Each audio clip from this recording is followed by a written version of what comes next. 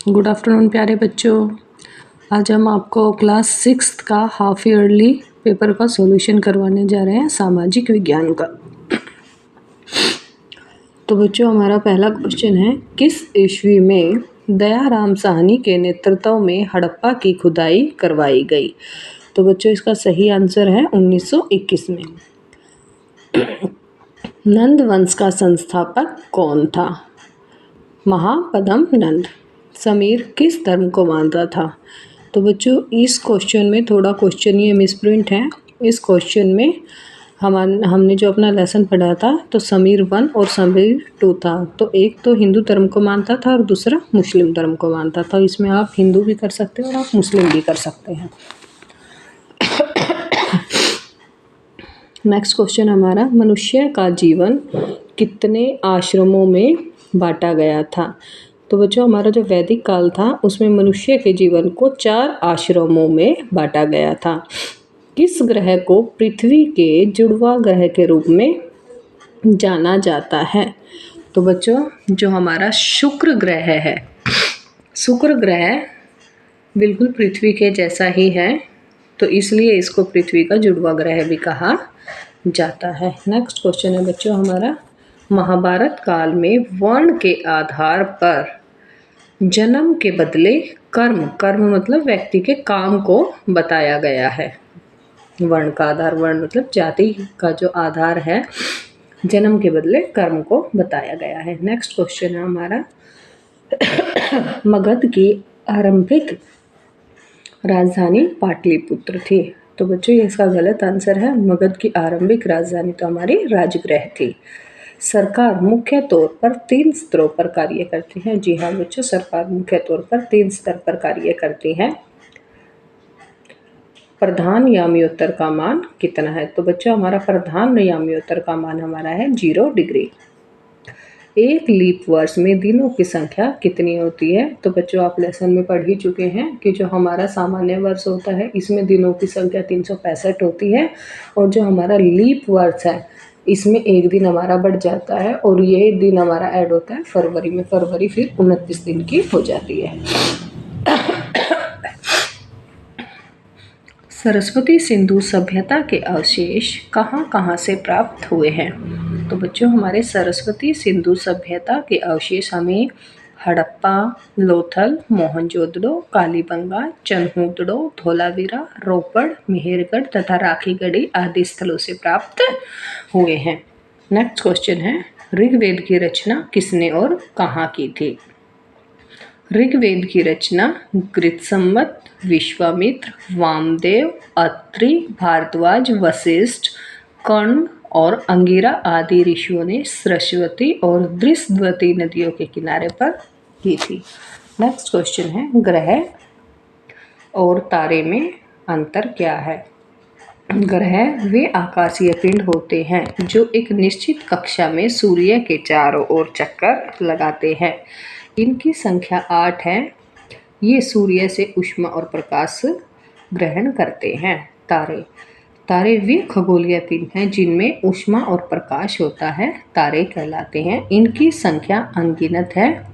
सूर्य भी एक तारा है।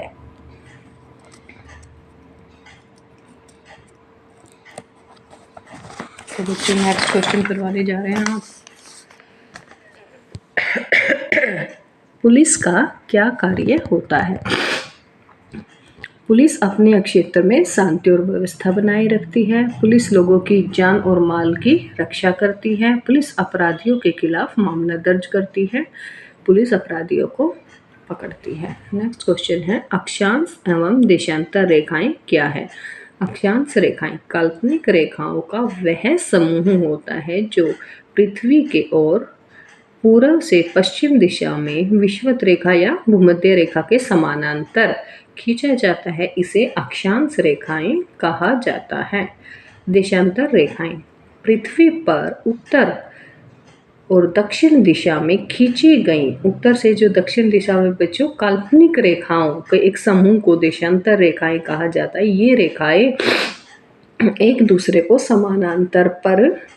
समानांतर नहीं होती, वह ध्रुवों पर जाकर मिल जाती हैं। पृथ्वी को एक अनोखा ग्रह क्यों कहा जाता है? सूर्य से पृथ्वी की दूरी न तो कम है और न अधिक है, इसलिए यहाँ तापमान आदर्श तापमान कहलाता है। इसके अतिरिक्त बच्चों यहाँ पर ऑक्सीजन तथा जल भी उपलब्ध है, इसलिए यहाँ जीवन संभव है। अन्य किसी ग्रह पर जीवन संभव नहीं है। यही कारण है कि पृथ्वी को सौरमंडल का एक अनोखा तथा या अद्भुत ग्रह भी कहा जाता है।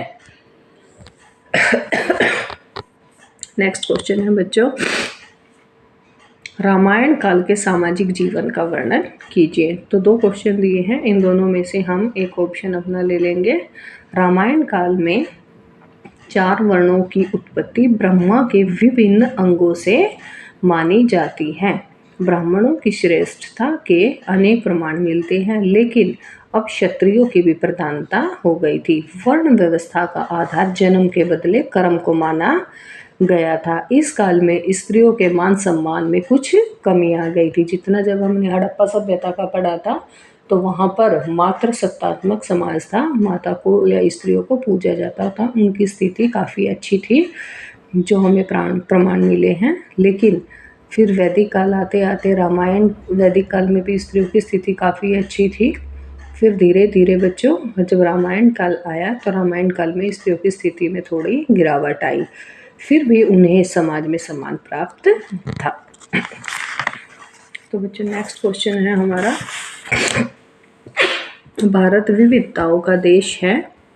हम विभिन्न भाषाएं बोलते हैं, हमारा खान पान अलग अलग है, हम अलग अलग त्योहार मनाते हैं और भिन्न भिन्न धर्मों का पालन करते हैं। जब हम सभी लोग आपस में मिलजुल कर रहते हैं तो इससे हमारा जीवन नए रंगों से सराबोर हो जाता है और जीवन में रोचकता और समृद्धि आती है। तो इससे बच्चों सिद्ध होता है कि भारत में चाहे कितनी भी विविधता क्यों ना हो, कितनी भी अनेकताएं क्यों ना हो, हम सब एक है, हम सब मिलजुल कर रहते हैं, प्यार से रहते हैं।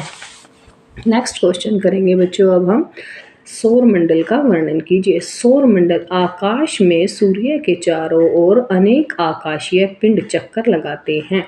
इन पिंडों को सूर्य का परिवार कहा जाता है। सूर्य और ये पिंड सौरमंडल का निर्माण करते हैं, अतः सूर्य और इसके परिवार को सौरमंडल कहते हैं। इसमें 8 ग्रह, 44 उपग्रह, क्षुद्र ग्रह, धूमकेतु तथा उल्काएं शामिल है।